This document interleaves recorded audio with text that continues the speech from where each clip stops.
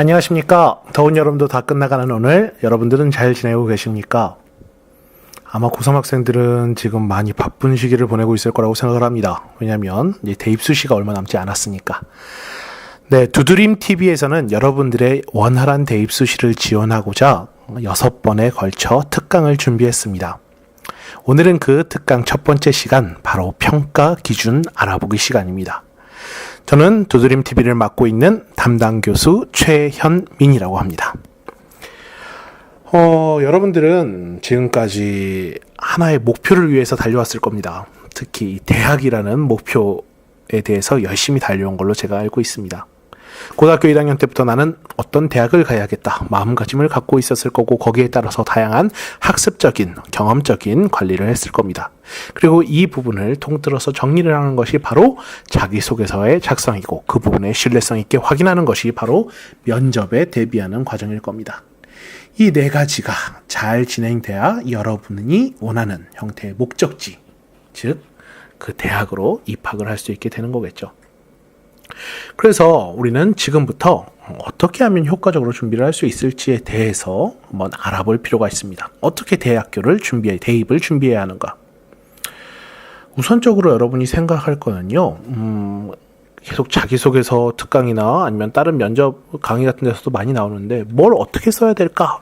이걸 중심으로 이야기하는 편이 많습니다. 그런데 무언가를 쓰기 전에는요, 역으로 한번 생각해 볼 필요가 있어요. 그게 무슨 말이냐면 바로 여러분을 무엇을 가지고 평가를 할 것인가. 그러니까 평가자가, 혹은 대학이, 혹은 입학사정관이, 혹은 교수가 당신을 도대체 뭘 갖고 평가를 할 것인가, 당신의 어떤 요소를 평가를 하는가, 이 부분을 본다는 겁니다. 대입평가의 기준은 여러분들의 성적, 인성 여러 가지가 있겠죠. 하지만 대표적인 게 바로 그 과정 속에서 당신들이 어떻게 성장을 했는가라는 겁니다.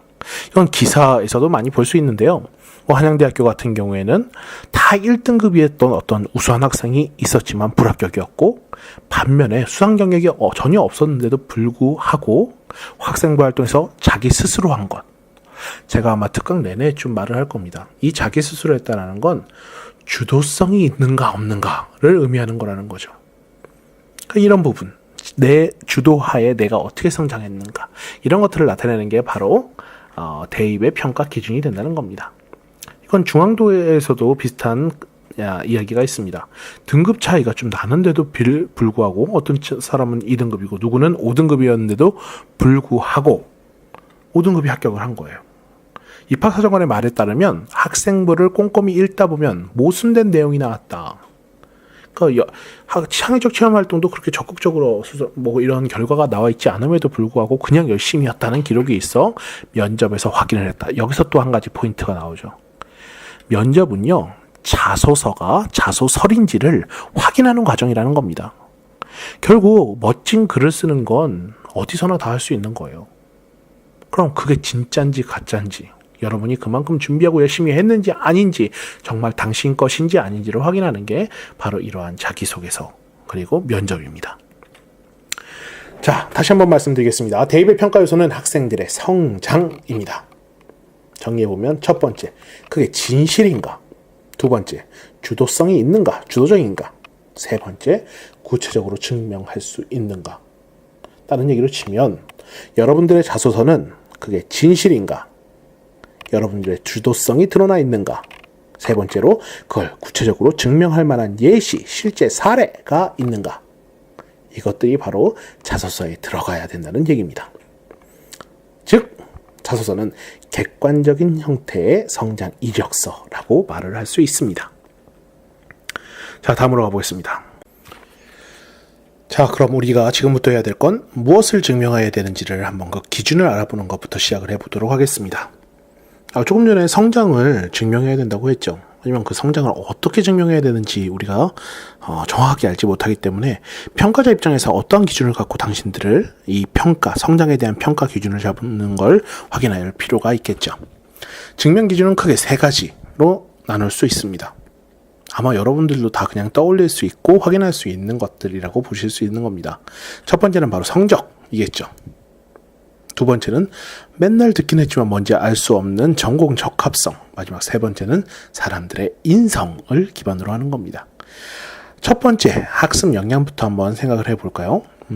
학습 역량이라는 건요, 대부분의 학생들이 제가 이제 문항별 특강 시간에 좀 더 자세하게 말씀을 드리긴 하겠지만, 그러니까 어떻게 공부를 했는가 하는 겁니다, 실제로.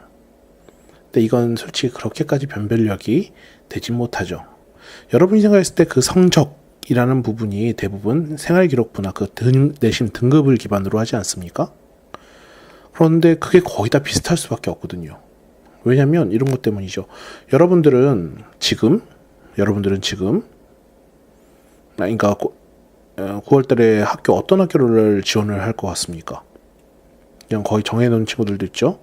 1학년 때는 그냥 가고 싶은 학교, 뭐 서울대, 좋은 대학교, 인서울 뭐 이러면서 괜찮은 대학교를 다 집었겠지만 지금 현실은 좀 다를 겁니다. 왜냐면 내 내신 등급이 지금 이 상태니까.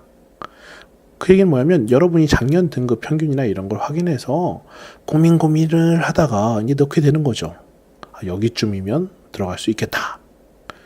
근데 여러분만 그런 게 아니라 다른 사람들도 다 그런 생각을 하고 있거든요.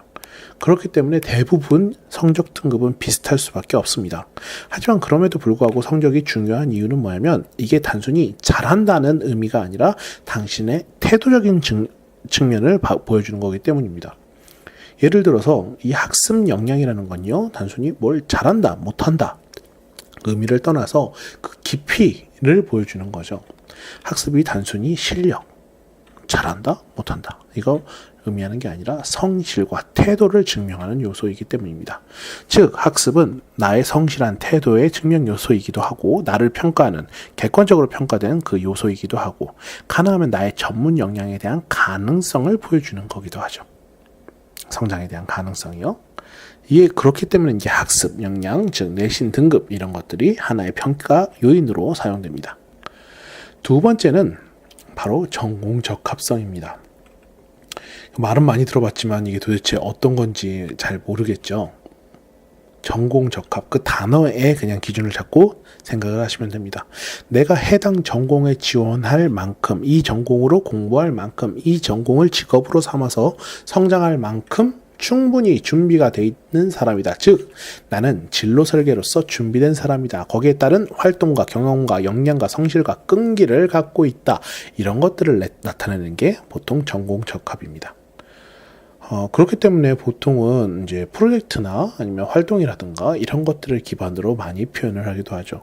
제가 예시를 하나 보여드릴게요. 이 예시 같은 경우에는요, 실제 학교에서 진행하고 있는 전공 적합 프로젝트 기획 예시안들입니다.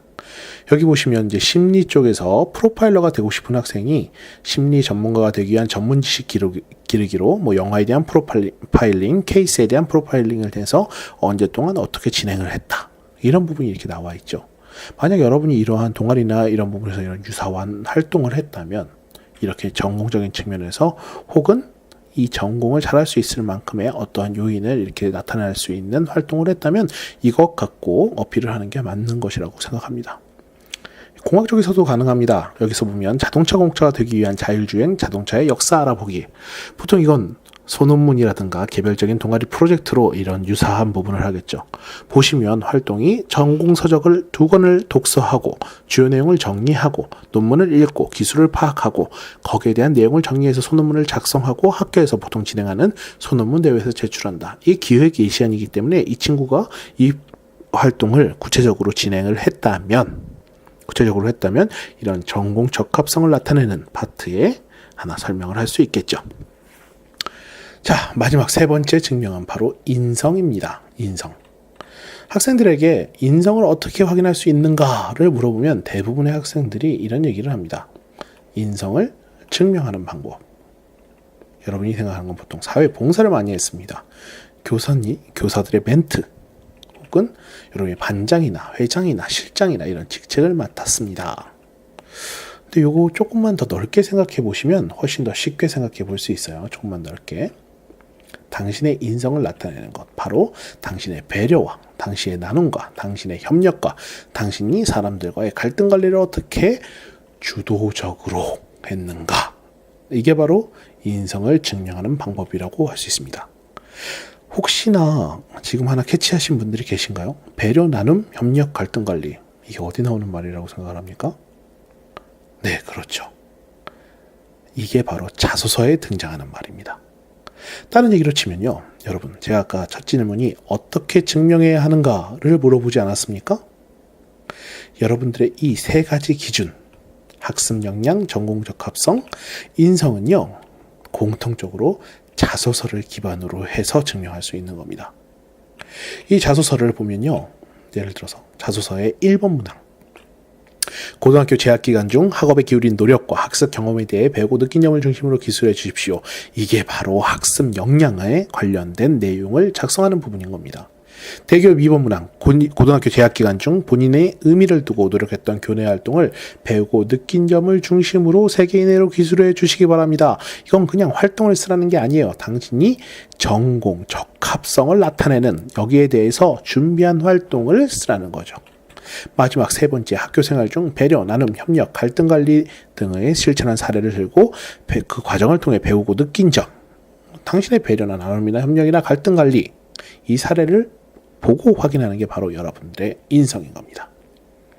자, 첫 번째, 우리 간단 특강으로서, 미니 특강으로서 학생부 종합전형 혹은 수시 전형에서 평가 기준에 대해서 알아보았습니다. 꼭 기억해 주시기 바랍니다. 평가 기준 3가지, 학습 역량, 전공 적합성, 인성, 이 3가지가 여러분들의 성장에 대한 평가 기준이며 모든 것이 다 자소서에서 포함될 수 있다라는 걸 기억해 주시기 바랍니다. 그럼 오늘 첫 번째 특강은 여기까지 하도록 하겠습니다. 네, 수고 많으셨습니다.